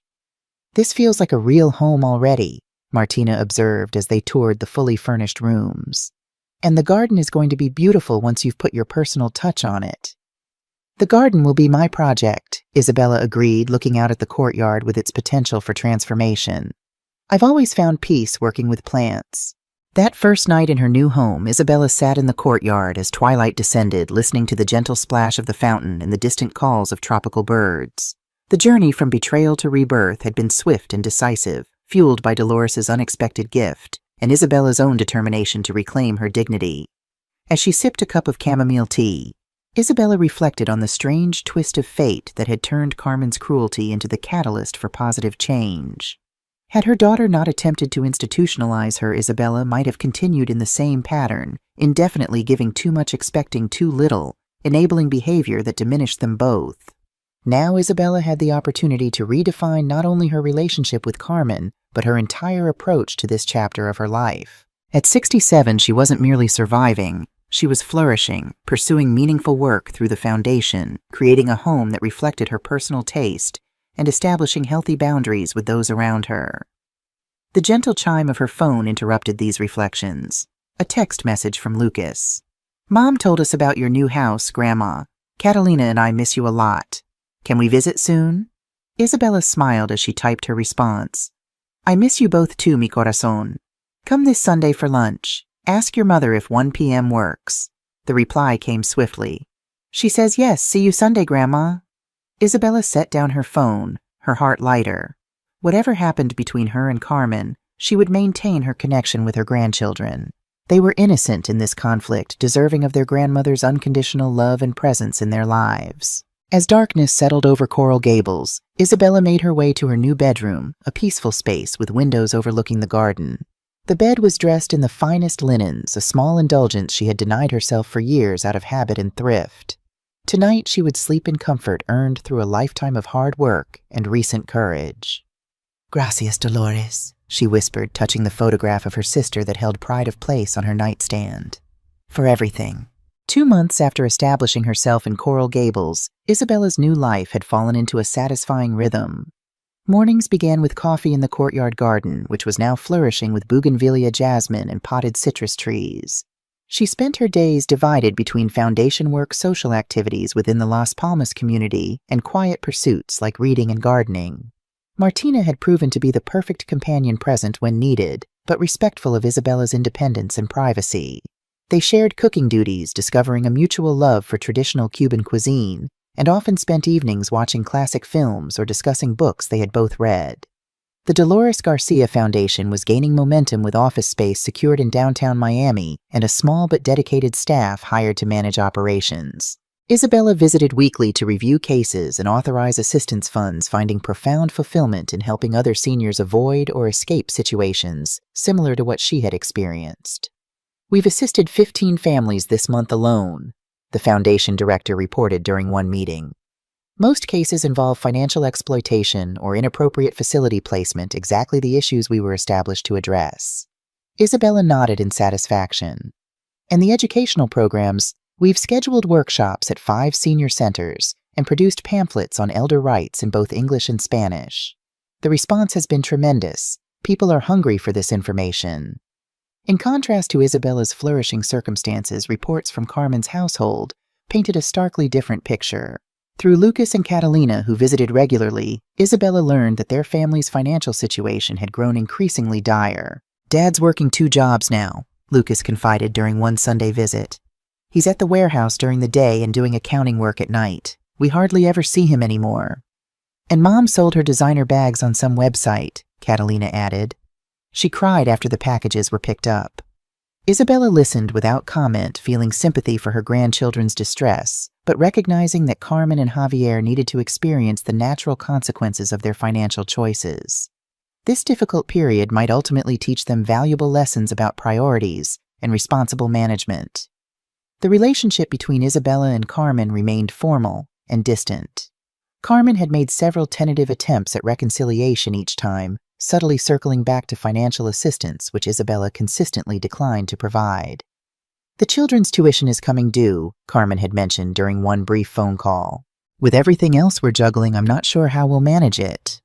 Perhaps public school is an option to consider, Isabella had suggested calmly. Many excellent students graduate from the public system. Carmen had ended the call shortly afterward, clearly disappointed by her mother's refusal to rescue her from this particular predicament. Despite these tensions, Isabella maintained a warm, open relationship with Lucas and Catalina, creating a sanctuary for them at her Coral Gables home, where financial stress and parental conflict couldn't intrude. She helped Lucas with his architectural sketches, encouraging his natural talent, and provided Catalina with books that fueled her passion for literature. One Wednesday afternoon, as Isabella was reviewing foundation cases in her home office, her phone rang with an unfamiliar number. Answering cautiously, she was surprised to hear Javier's voice, the first time he had contacted her directly since the confrontation at Palmeras Doradas. "Isabella, I hope I'm not disturbing you," he began, his voice strained and tired. "I needed to speak with you privately without Carmen knowing." "Is everything all right, Javier?" she asked, concern automatically rising despite their complicated history. "Not really, no," he admitted with a heavy sigh. "We're in serious financial trouble, worse than Carmen has let on to you. The bank is initiating foreclosure proceedings on our house. We're 3 months behind on the mortgage." Isabella remained silent, waiting for him to continue. She suspected this call had a purpose beyond simply sharing their troubles. "I'm not calling to ask for money," Javier clarified quickly, perhaps reading her thoughts. "Carmen would kill me if she knew I was even speaking to you about this. I need advice. You managed after Antonio died, raising Carmen alone, keeping your home. How did you do it?" The question surprised Isabella. It was perhaps the first time anyone in the family had acknowledged her years of sacrifice and financial discipline after becoming a widow. "I worked multiple jobs," she answered honestly. "I took in sewing from neighbors. I cleaned houses on weekends. I sacrificed personal comforts and luxuries. But most importantly, I never spent money I didn't have, and I never expected others to solve problems I created." Javier was quiet for a moment, absorbing her words. "We've been living beyond our means for years," he finally admitted. "Even before I lost my position, we were barely keeping up with the credit card payments. Carmen always believed something would come along, a promotion, a bonus. Eventually, an inheritance from you. She never considered downsizing or changing our lifestyle. Twist 4, there's something else you should know, Isabella." Javier continued, his voice dropping to a near whisper. "Carmen is pregnant, about 3 months along now. We weren't planning it, it was a complete surprise at her age. She hasn't told you because she's been using it as leverage, planning to announce it when she thought it would have the most impact on your sympathies." Isabella gripped the phone tighter, a complex wave of emotions washing over her. A new grandchild, an unexpected gift, even as it was being prepared as a manipulation tactic. The calculated nature of withholding such news until it could serve a financial purpose spoke volumes about how far Carmen had fallen. "When did she learn about the pregnancy?" Isabella asked, keeping her voice neutral. 6 weeks ago, right after we received the foreclosure notice. She immediately said, 'This is perfect timing. Mom won't let her grandchild be homeless.'" Isabella closed her eyes, briefly pained by the revelation, yet not truly surprised. "Thank you for telling me, Javier. I appreciate your honesty." "What should we do, Isabella?" he asked, desperation creeping into his voice. "I'm working every hour I can, but it's not enough to catch up on the mortgage and credit card debt. Carmen's still spending as if nothing has changed. The children are starting to notice how bad things are." "You need professional help," Isabella advised firmly. "Financial counseling, debt consolidation, perhaps even bankruptcy protection, if things are truly dire. These are difficult steps, but they are the responsible course of action. And Carmen, she refuses to even discuss these options." "Then you may need to make decisions without her agreement, Javier. For the sake of your children, all 3 of them now." After ending the call, Isabella sat quietly in her office, processing what she had learned. Another grandchild on the way, a new life that deserved to be celebrated, not deployed as a financial strategy.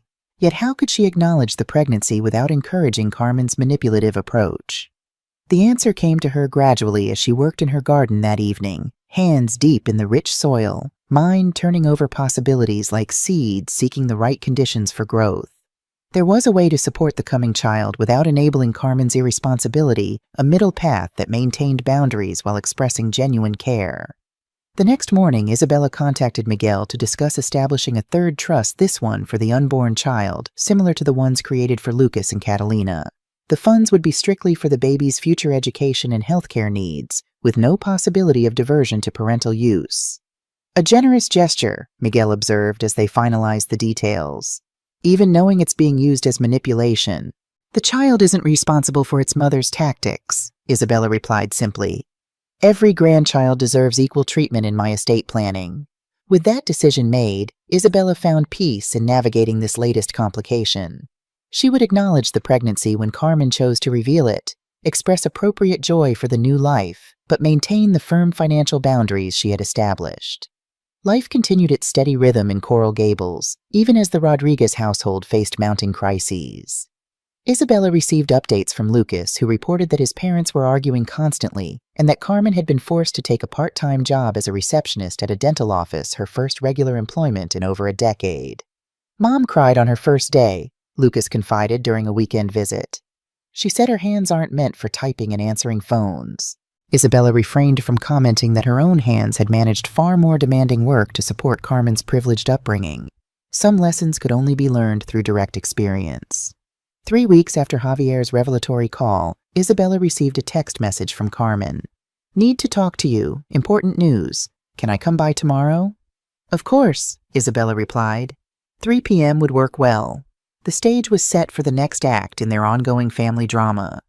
Isabella prepared herself emotionally determined to respond to Carmen's pregnancy announcement with genuine warmth while maintaining the boundaries that protected her from further exploitation. When Carmen arrived the following afternoon, Isabella was struck by the physical changes already visible in her daughter. Beyond the slight rounding of her formerly trim figure, there was a weariness in her face, a dimming of the entitlement and confidence that had always characterized her presence. Welcome, Carmen, Isabella greeted her at the door. Please come sit in the courtyard. The jasmine is in bloom and the fragrance is wonderful. Carmen followed silently, taking in the beautiful home with poorly disguised envy. When they were seated with refreshments, she finally spoke. Your house is lovely, Mom. Very peaceful. Thank you. It suits me perfectly at this stage of my life, Isabella replied, watching her daughter carefully. You mentioned important news. Carmen set down her glass hands, moving instinctively to rest on her slightly rounded abdomen. I'm pregnant, Mom. It was unexpected, obviously, at my age, but the doctors say everything looks good so far. Isabella allowed a genuine smile to spread across her face. Congratulations, Carmen. A new life is always a blessing. Carmen seemed taken aback by her mother's unqualified positive response. You're not surprised? Life is full of surprises at every age, Isabella replied diplomatically. When are you due? February, Carmen answered, still studying her mother's face for reactions. A winter baby. How wonderful! Lucas and Catalina must be excited about a new sibling. Carmen shifted uncomfortably. They're adjusting to the idea. It's a big change, especially with everything else going on. Isabella nodded understandingly. Yes, Javier mentioned you're having some financial challenges. Carmen's head snapped up, eyes narrowing. Javier spoke to you when met. That's not important, Isabella deflected smoothly. What matters is the health of you and the baby during this stressful time. Climax 2, for several moments, Carmen seemed to struggle internally, perhaps debating whether to launch into the financial appeal she had clearly planned. Then, to Isabella's surprise, her daughter's shoulders slumped in defeat. We're losing the house, Mom, she admitted, tears forming in her eyes. The bank gave us final notice last week. Javier's working himself to exhaustion with 2 jobs. I'm answering phones at a dental clinic, coming home with backaches and swollen ankles. We've sold both cars and are sharing one old Honda. And still it's not enough. The naked vulnerability in Carmen's confession was something Isabella had rarely witnessed in her daughter. For perhaps the first time, Carmen was acknowledging reality without manipulation or deflection. I'm truly sorry you're going through this difficult time, Isabella said gently, especially with a baby on the way. I know you probably think we deserve it, Carmen continued, wiping at her tears. And maybe we do. The way I treated you was unforgivable. I've thought about it every day since what I did to you, what I said. Her voice dropped to a whisper. I told you to rot in there, my own mother. Who does that? Isabella remained silent, allowing her daughter this moment of painful self-reflection. When I found out about the pregnancy, Carmen continued, my first thought wasn't joy or wonder. It was, this is perfect leverage with Mom. That's the person I've become, someone who sees her own child as a tool for manipulation. Fresh tears spilled down her cheeks. I hate that person, Mom. The raw honesty in Carmen's words touched something in Isabella, a cautious hope that perhaps genuine change was possible, even for someone who had fallen so far into entitlement and calculation. Recognition is the first step toward transformation, Carmen, she said quietly. You can choose to become someone different, someone your children can respect and learn from. Carmen nodded slowly, dabbing at her eyes with a tissue. I don't even know where to start. Everything's such a mess. You start by taking full responsibility for your circumstances, Isabella advised. No more waiting for external rescue or magical solutions. You face reality, however painful, and make decisions based on what actually is not what you wish would be. For the remainder of their conversation, Isabella listened as Carmen detailed the full extent of their financial crisis. $210,000 in combined debt, imminent eviction from their home, depleted savings, and maxed-out credit cards. She offered practical suggestions without promises of financial intervention, guiding Carmen toward resources that might help them navigate their situation responsibly. When Carmen finally rose to leave, she paused awkwardly at the courtyard entrance. I named the baby Sophia if it's a girl, she said softly. After your mother. I hope that's okay. Isabella felt unexpected emotion rise in her throat. Sophia is a beautiful name, she managed. My mother would be honored. As she watched her daughter drive away, Isabella experienced a cautious optimism. The conversation had revealed the first genuine cracks in Carmen's facade of entitlement, the beginning perhaps of a humility that might eventually lead to reconciliation. That evening, as Isabella sat in her courtyard watching the sunset paint the sky in brilliant oranges and pinks, she considered the contrasting paths their lives had taken. While she had found unexpected freedom and purpose through Dolores's gift, Carmen was experiencing the painful but potentially transformative consequences of her choices. Both journeys, Isabella reflected, contained important lessons about dignity, responsibility, and the true meaning of family. The question now was whether Carmen would emerge from her struggles with the wisdom Isabella had gained through hers. The call came at 3 a.m. on a Wednesday in February. Isabella fumbled for her phone in the darkness, instantly alert when she saw Javier's name on the screen. The baby's coming, he announced, his voice a mixture of excitement and exhaustion. Carmen's been in labor since midnight. We're at Mercy Hospital. I'll be there soon, Isabella promised, already reaching for the lamp. Martina, hearing the commotion, appeared at Isabella's door in her robe. Everything all right? Carmen's in labor, Isabella explained, pulling a sweater from her closet. Would you mind driving me to the hospital? Within 30 minutes, they were navigating the quiet pre-dawn streets of Miami. Isabella sat in contemplative silence, considering the strange path that had led to this moment. 6 months ago, her relationship with Carmen had been severed by betrayal. Now she was rushing to welcome her daughter's child, a new beginning amid complicated emotions. Mercy Hospital's maternity ward was hushed and dimly lit when Isabella arrived. A nurse directed her to Carmen's room, where she found Javier dozing in a chair, while Carmen, pale and exhausted, rested between contractions. Mom, Carmen whispered, surprise evident in her voice. You came. Of course I came, Isabella replied softly, approaching the bedside. How are you feeling? Like I've forgotten how painful this is. Carmen attempted a weak smile. The doctor says it shouldn't be much longer. Isabella nodded, taking a seat on the other side of the bed from Javier. I'm here for whatever you need. 4 grueling hours later, Sofia Elena Rodriguez entered the world with a powerful cry that belied her tiny size. Isabella, who had remained by Carmen's side throughout the final stages of labor, felt tears spring to her eyes as the nurse placed the swaddled infant in Carmen's arms. She's perfect, Carmen whispered, stroking a finger along her daughter's flushed cheek. She looks like you did, Isabella observed, emotion catching in her throat. The same little nose, the same determined chin. When the nurse asked if the grandmother would like to hold the baby, Isabella hesitated suddenly, overwhelmed by the significance of the moment. This child, conceived as a potential manipulation tool, had transformed into a bridge between estranged generations. As Sophia settled into Isabella's experienced arms, a profound sense of connection washed over her. This was her blood, her legacy innocent of the conflict that had divided the family. The baby blinked up at her with unfocused dark eyes, and Isabella felt her heart expand. "Hello, little Sophia," she murmured gently, rocking the newborn. "I'm your abuela." Later, while Carmen slept and Javier went to call family members, Isabella sat alone with Sophia in the hospital room's rocking chair. The morning sun filtered through the blinds, casting golden stripes across the peaceful scene. "Your life begins differently than we expected," Isabella told the sleeping infant, "in a time of challenge rather than abundance.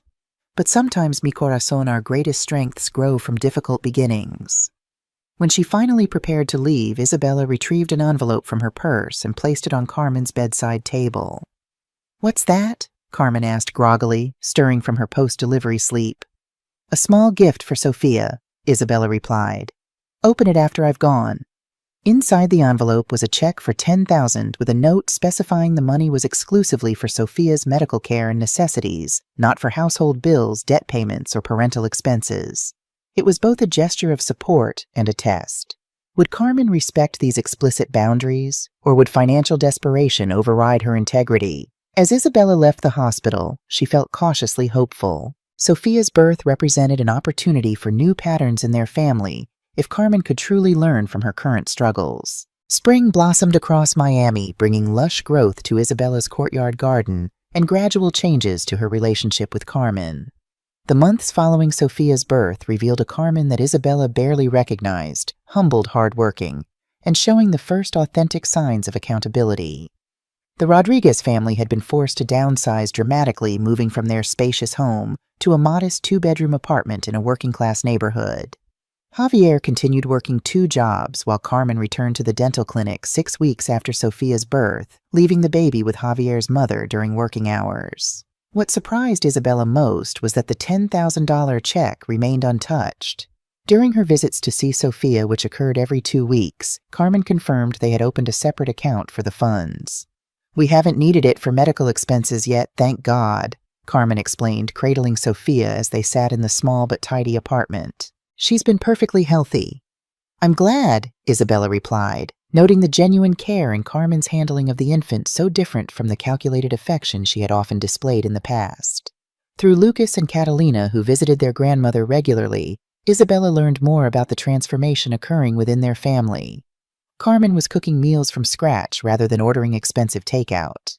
Javier had taken up minor home repairs himself instead of hiring professionals. Most significantly, they were systematically addressing their mountain of debt, making consistent payments that gradually reduced the balance. "Mom actually made a budget and put it on the refrigerator," Lucas reported during one Saturday visit. "She marks off each bill when it's paid like it's some kind of victory." "It is a victory," Isabella told him. "Taking responsibility for your circumstances is always something to be proud of." By summer, Isabella had established a new routine that carefully balanced maintaining boundaries with allowing for potential reconciliation. She invited Lucas and Catalina for weekend visits occasionally, including baby Sophia when Carmen needed respite. She funded educational opportunities for her grandchildren architecture camp for Lucas, a creative writing program for Catalina, while consistently declining to address Carmen and Javier's financial struggles directly. When Carmen requested Isabella's help watching Sophia during an unexpected dental clinic staff meeting, Isabella welcomed the opportunity for one-on-one time with her youngest grandchild. "She's growing so fast," Isabella remarked, bouncing 5-month-old Sophia on her knee. "Already trying to sit up on her own." "She's determined like her grandmother," Carmen replied, then added hesitantly, "Both of her grandmothers, actually." The small acknowledgement of shared traits, a tiny olive branch extending between them, did not go unnoticed by Isabella. Throughout this period, the $10,000 gift remained untouched, a silent testament to Carmen's evolving character. Despite continued financial pressure and occasional emergencies, she had honored Isabella's conditions completely. It was a small but significant proof of change. 6 months after Sophia's birth, Carmen approached Isabella with unexpected news during a rare shared coffee in Isabella's courtyard. "I've been offered a full-time position at the dental practice," she announced, genuine pride evident in her voice. "Office manager with benefits and a substantial salary increase." Congratulations, Isabella replied warmly. That's wonderful news. It's because of the foundation, isn't it? Carmen asked perceptively. Your recommendation got me the interview initially. Isabella nodded, seeing no reason to deny it. I suggested they consider you for the receptionist position, yes. But your promotion comes from your own merit, Carmen. You've apparently impressed them with your work ethic. Carmen looked down at her coffee cup, uncharacteristically humble. I never thought I'd be excited about an office job, but it feels good to earn my own way, to contribute meaningfully to our household instead of just spending. The admission, so contrary to Carmen's previous attitude toward employment, revealed how fundamentally her perspective had shifted. Financial hardship, while painful, had forced a maturation that decades of comfort had prevented. Your father would be proud, Isabella said quietly.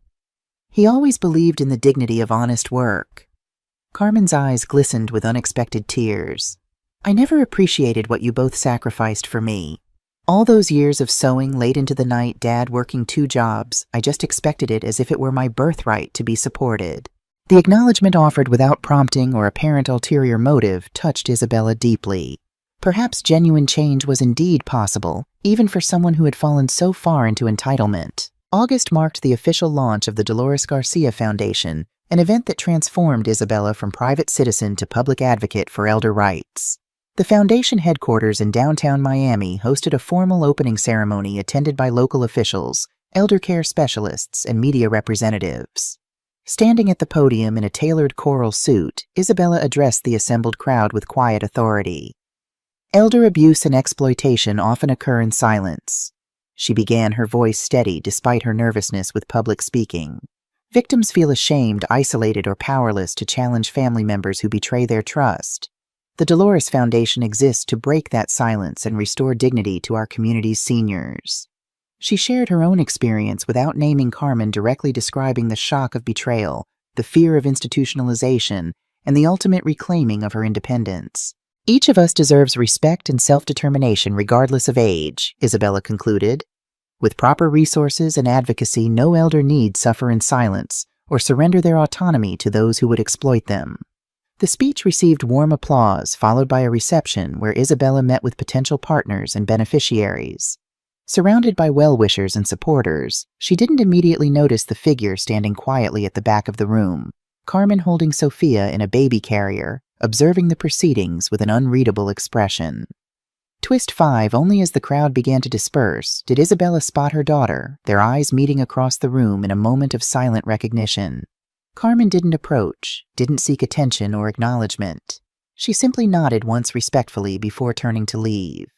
That evening, Isabella found an envelope slipped under her front door. Inside was a handwritten letter from Carmen Mom. Today, I witnessed the culmination of your vision for helping others who faced what you experienced because of me. I came not to intrude or to be seen, but to understand more fully the positive impact that has emerged from my terrible actions. Watching you speak with such dignity and purpose, I finally comprehended the magnitude of what I tried to take from you, not just your home or your assets, but your fundamental right to self-determination. The foundation you've created will help countless elders maintain their independence and dignity. From my deepest shame has come this beautiful mission that will benefit so many. Perhaps that's the closest thing to redemption possible from such a betrayal. I make no excuses for what I did. I only want you to know that the person who abandoned you on your birthday, who spoke those unforgivable words, is someone I'm working every day to leave behind. With respect and love, Carmen Isabella read the letter twice, noting the absence of financial requests or manipulative language. This appeared to be a genuine expression of remorse and recognition, the first truly selfless communication Carmen had offered since the conflict began. In the weeks that followed, the Dolores Foundation quickly established itself as a vital resource for vulnerable seniors throughout Miami. Isabella worked closely with the staff, personally reviewing applications for assistance, and often meeting with clients to hear their stories firsthand. We've received 57 cases this month alone, the Foundation director reported during their August meeting. Most involve financial exploitation by family members or caregivers. We've already provided legal advocacy for 12 clients and emergency relocation assistance for 5 others. Isabella nodded, feeling profound satisfaction in the Foundation's early impact. And our educational outreach. Expanding rapidly. We've scheduled workshops in 20 senior centers across the county, and our multilingual brochures on elder rights are being distributed through doctors' offices and community centers. For Isabella, the Foundation's work provided purpose and meaning beyond anything she had anticipated.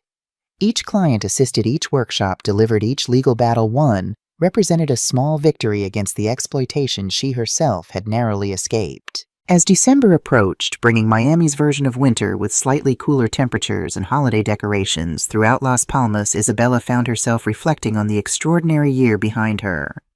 From the trauma of betrayal to the triumph of independence, from estrangement to cautious reconnection, the journey had transformed not only her circumstances but her fundamental understanding of family relationships. Lucas and Catalina visited frequently, their bond with their grandmother stronger than ever. Sophia, now 10 months old and attempting her first wobbly steps, had become a regular presence in Isabella's home as well, Carmen bringing her weekly for abuela time, while maintaining a respectful distance herself. The relationship between mother and daughter remained measured, civil, occasionally warm, but far from the unquestioning trust that had once existed. Isabella observed Carmen's continued efforts toward financial responsibility and personal growth with cautious optimism, noting positive changes without surrendering the boundaries that protected her own well-being. "Will you have Christmas dinner with us, Grandma?" Lucas asked during a December visit. "It's our first holiday in the apartment, and it's small, but Mom's planning to make your special pork roast recipe." Isabella hesitated. The last major holiday she had spent with Carmen had been the previous Christmas, before the betrayal, before Palmeras Doradas, before everything had shattered and been imperfectly reassembled. "Let me think about it," she replied gently. "Sometimes holidays can be complicated for families that have been through difficulties." Later that evening, Isabella sat in her courtyard, the space now transformed with subtle holiday lighting illuminating the tropical foliage. Martina had placed a small, elegant Christmas tree in the living room, decorated with ornaments Isabella had purchased to replace those left behind in the little Havana house. After careful consideration, Isabella made her decision. Rather than accepting Lucas's invitation, she would extend one of her own, offering to host Christmas dinner at her Coral Gables home. It would provide neutral territory for their first holiday reunion, a space where everyone could interact without the cramped constraints of the apartment or the emotional weight of past conflicts. Her text message to Carmen was straightforward. "Would you and the family like to join me for Christmas dinner at my home 3 p.m. on Christmas Day? Nothing elaborate, just family." Carmen's response came quickly. "We would be honored. Can we bring anything? Just yourselves," Isabella replied, then added after a moment's consideration. "And perhaps your flan recipe. Lucas tells me you've been practicing." "I have," Carmen confirmed, "though it's still not as good as yours." The small exchange, trivial on its surface, represented a tentative step toward the shared traditions that had once defined their family life. On Christmas Day, Isabella prepared a traditional Cuban feast with Martina's assistant's roast pork, marinated in citrus and garlic, black beans, and rice yuca, with mojo sauce and a colorful salad. The dining table in the courtyard was set with care-soft music played throughout the house, and simple gifts for each family member waited beneath the tree. When the doorbell rang at precisely 3 p.m., Isabella took a deep breath before answering. This would be the first time Carmen had been formally invited into her new home, a symbolic threshold crossing after months of carefully managed interactions. The Rodriguez family arrived together, Javier carrying Sophia in her holiday dress, Lucas and Catalina bearing small, carefully wrapped packages, and Carmen holding a perfect flan on a serving plate. "Merry Christmas, Mom," Carmen said softly, offering both the dessert and an uncertain smile. "Merry Christmas," Isabella replied, stepping back to welcome them inside. "Come in, all of you." The afternoon unfolded with surprising ease, the familiar rituals of holiday meals providing structure for their interaction. Lucas and Catalina exclaimed over Isabella's home, which they had visited before, but found especially magical with its holiday decorations. Sophia toddled between family members, delighting everyone with her newfound mobility and infectious laughter. After dinner, as they gathered in the living room for coffee and Carmen's flan, Isabella observed her daughter with thoughtful attention. The physical changes were evident: designer clothes replaced by simple, modest attire, professionally maintained hair now styled simply at home, the subtle hunger for luxury goods entirely absent. But more striking were the behavioral shifts, the patient attention she gave to her children, the absence of subtle manipulation in her conversation, the genuine interest she showed in Isabella's foundation work. "We have something to tell you, Mom," Carmen said as they finished dessert, exchanging a glance with Javier. Something important. Isabella braced herself, wondering if this carefully constructed holiday piece was about to give way to another financial request. Javier and I have been working with a financial counselor, Carmen continued. We've been on a strict repayment plan for the past 10 months. Last week we made the final payment on our credit card debt. All of it? Isabella asked, genuinely surprised. All $210,000. Javier confirmed, his expression reflecting both pride and lingering shame. It took every spare dollar, a lot of overtime, and radical lifestyle changes, but we're officially debt-free except for Sophia's medical fund, which remains untouched as promised.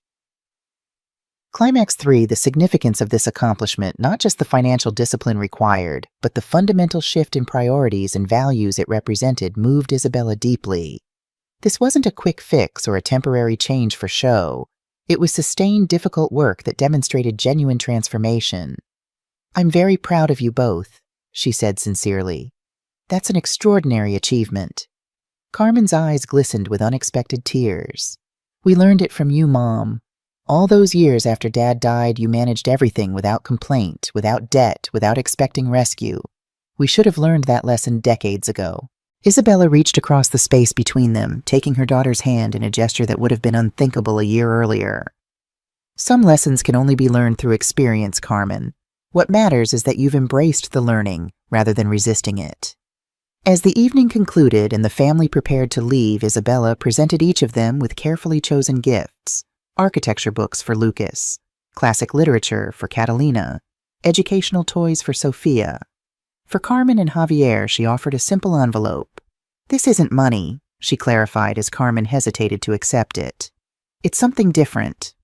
Inside was a certificate for a weekend at a beachfront hotel in Key Biscayne, with a note explaining that Martina had offered to watch all 3 children so the couple could have their first respite in over a year. Everyone needs to recharge occasionally, Isabella explained. Even parents working toward financial recovery. The gift, supportive, without enabling, generous, without creating dependency, perfectly embodied the new boundaries of their relationship. Carmen embraced her mother with genuine gratitude, and for the first time since the betrayal, Isabella returned the embrace without reservation. As they stood in the doorway saying their goodbyes, Isabella caught Carmen looking back at the warm, welcoming home with a complicated expression, not envy as might once have been the case, but thoughtful appreciation. What you've created here is beautiful, Mom, she said quietly. Not just the house, but the life. Independent, purposeful, generous without being exploited. It's what I should have wanted for you all along. The admission, simple, honest, and offered without expectation of reward, suggested that Carmen's transformation might indeed be genuine and lasting. Not perfect, perhaps, and certainly not erasing the pain of past betrayals, but a solid foundation upon which a healthier relationship could potentially be built.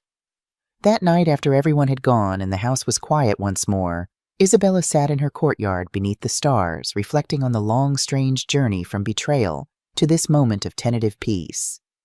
The past could not be undone, the wounds not completely healed, but something new and potentially valuable had emerged from the wreckage of blind trust and exploitation. What Carmen had taken from her security, autonomy, dignity, she had reclaimed 100-fold. What Carmen had lost, entitlement, dependency, moral blindness, had perhaps been necessary sacrifices on her path to genuine maturity. As Isabella finally rose to retire for the night, she touched the photograph of Dolores on her bedside table with gentle affection. You gave me more than money, Hermana, she whispered. You gave me the chance to rewrite the final chapters of my story on my own terms. And that, Isabella reflected as she drifted toward sleep, was the most precious inheritance of all.